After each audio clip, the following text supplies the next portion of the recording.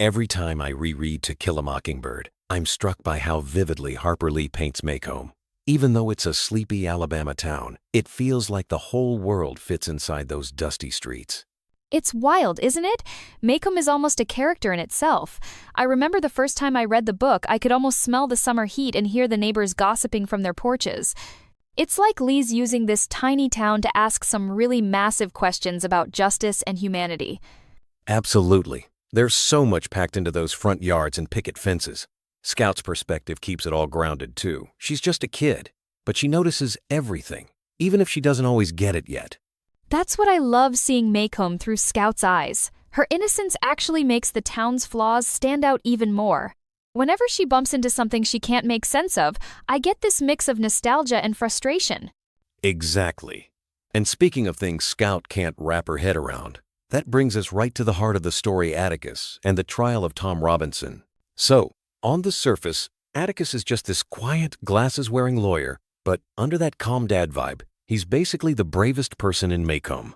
What do you make of the way he stands up for Tom Robinson? It blows me away every time.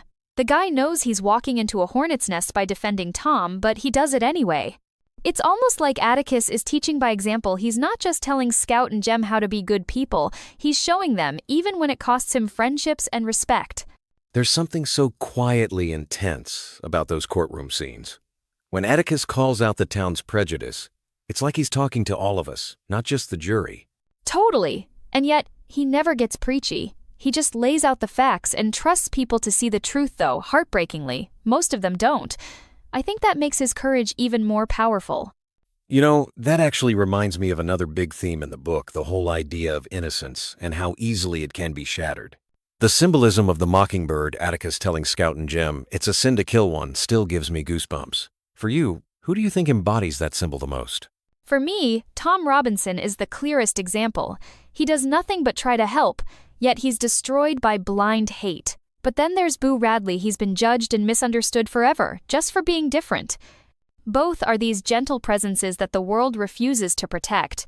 Yeah, and watching Scout and Jem slowly realize that not everyone is as kind as they hoped, it's kind of heartbreaking.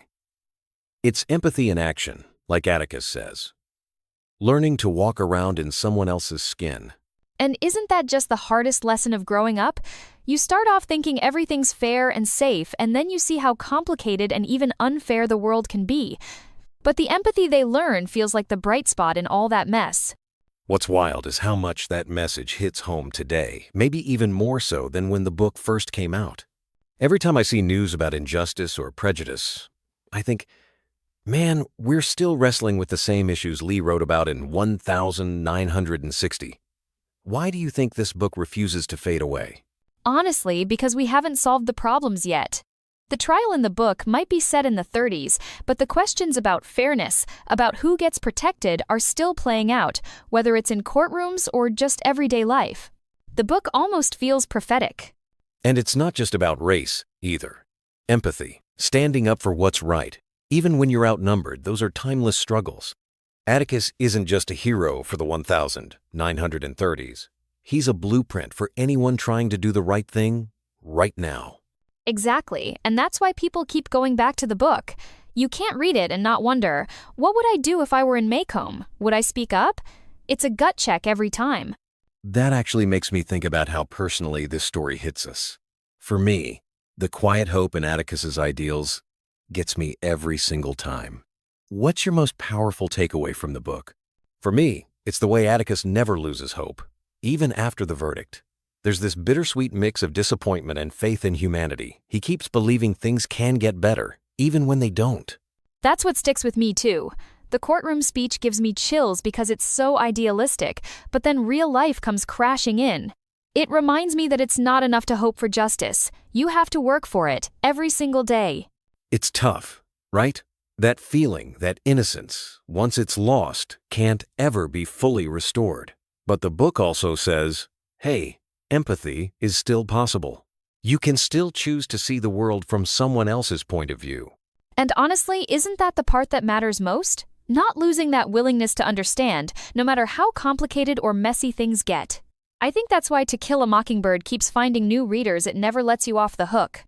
And with that, I think we'll leave everyone with plenty to ponder. Next episode, we're taking a sharp left into fantasy with a Game of Thrones. But for now, let's keep breaking down the books that matter.